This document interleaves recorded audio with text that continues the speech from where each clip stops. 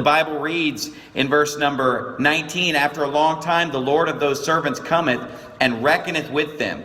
And so he that had received 5 talents came, and brought other 5 talents, saying, Lord, thou deliveredst unto me 5 talents. Behold, I've gained beside them 5 talents more. His Lord saith unto him, Well done, thou good and faithful servant. Thou hast been faithful over a few things. I will make thee ruler over many things. Enter thou into the joy of thy Lord. He also that had received 2 talents came and said, Lord, thou deliveredst unto me 2 talents. Behold, I have gained 2 other talents beside them. His Lord said unto him, Well done, good and faithful servant. Thou hast been faithful over a few things. I will make thee ruler over many things. Enter thou into the joy of thy Lord. Now this is exactly how the Christian life is.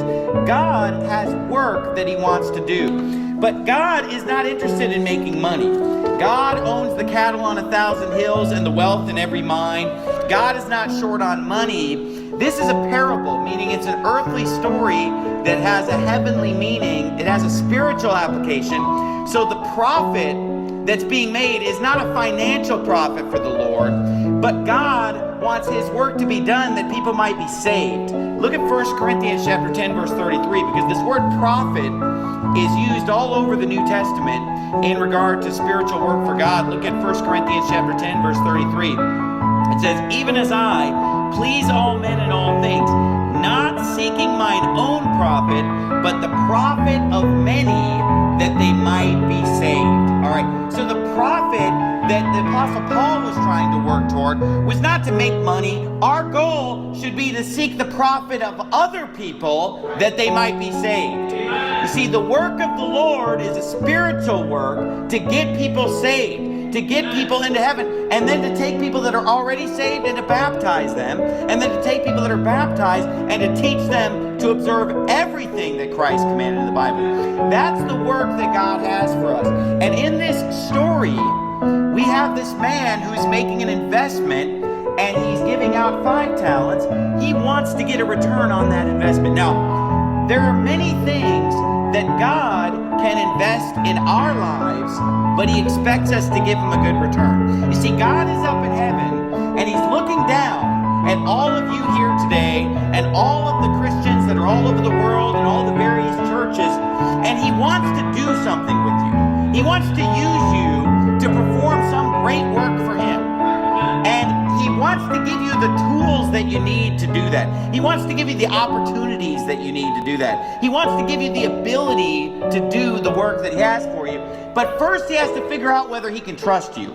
You see, if I were going to make an investment, if I had any money to invest, which I don't and never will, but if I had money and I were investing it, I wouldn't just put a whole bunch of money with an investment that I didn't really know much about.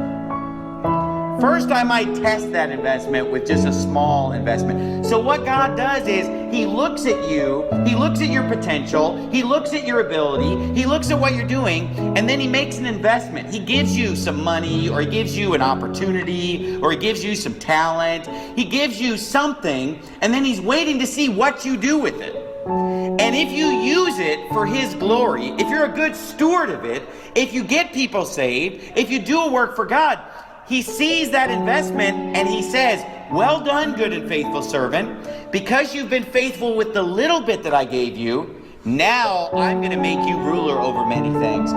Because God wants to do a big work for God even more than I do. I mean, look, I want to get people saved. You want to get people saved. But you know who wants to get people saved more than any of us? God. I mean, he has more love than any of us. He is love, and he has more love than I do, more love than you do, and so his work is even more important to him, obviously, than it is to us. If we're excited about doing something big, if we're excited about getting people to the Lord, how much more is he? And so it's not that God doesn't want to use us in a great way. It's not that God doesn't want to make a big investment. It's just that we have to show him that we can be a good steward of it so that he'll give us what we need to get the job done. Let's say you are a person who knows how to win someone to Christ. You've actually gone out and done some soul winning. You've actually got the ability to take somebody down a plan of salvation, to take them down the Romans road. You know how to win somebody to the Lord. God looks at that ability and he says, okay, I can make an investment here. I'm going to give you an opportunity to give the gospel. Well, then now, because you have that ability, he'll bring people your way that you can give the gospel to, right?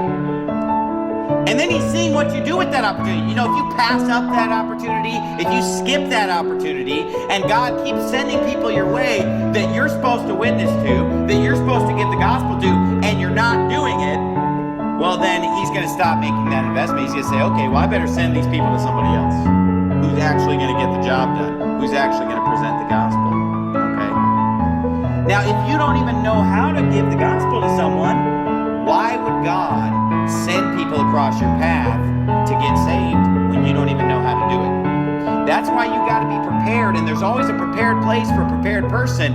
If you would actually show up at your church's soul winning time, find a church in your area that has soul winning, show up, be a silent partner for a while, learn the ropes, learn how to do it, underline the verses, be ready. You know, the Apostle Paul said, as much as in me is, I am ready to preach the gospel to you that are at Rome also.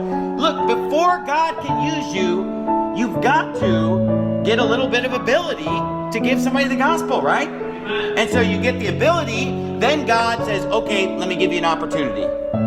Then he sees what you do with that opportunity, and if you do a good job, he's going to give you more opportunities. He's going to give you bigger opportunities. You know, I can't tell you how exciting it is when God just brings somebody across your path and you have the joy of winning them to the Lord, and it's just so obvious that God brought that person across your path. It's just like, wow, this was so amazing that I just happened to be in that place at that time, and I was able to win that person to the Lord, and it's just so exciting. But you'll never get to experience that unless you're ready, unless you're prepared. What you do with those opportunities. Look, God can open all kinds of doors for you. God can give you all kinds of places to preach. God can bring all kinds of people across your path to get saved. But you have to be ready, and you have to be a good steward of what God gives you.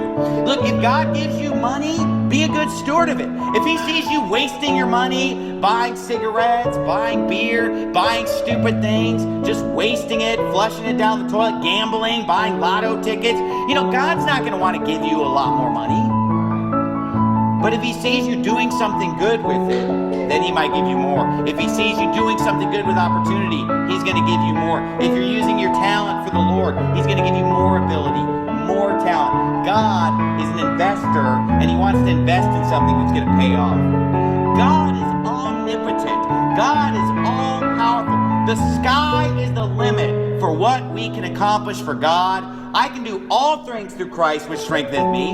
It's just a question of what we allow him to do by being a good steward of the opportunities, the money, the time, the talent that he gives us. The opportunities for the work that can be done for the Lord are endless. Amen. It's endless. Great opportunities. But you know what God's looking for? God's looking for people that are ready to step up and stand in front of 600 students and preach that gospel and make it clear, make sure it's not some repent of your sins, lordship, salvation, confusing message. I mean, to just give a clear, believe on the Lord Jesus Christ type message, to break it down, to give the illustrations. Let me tell you something. I promise you, because God's not a respecter of persons, I promise you that if you live your life and you serve the Lord and you're a good steward of the opportunities that you're given and the funds that you're given and the talent that you've been given and everything that you're given, I promise you that God will answer your prayers and show you things that are greater than you could ever ask or think. You will have amazing opportunities in your life too. God's going to take you all kinds of cool places, and you're going to go on so many cool adventures and see so many great works for God.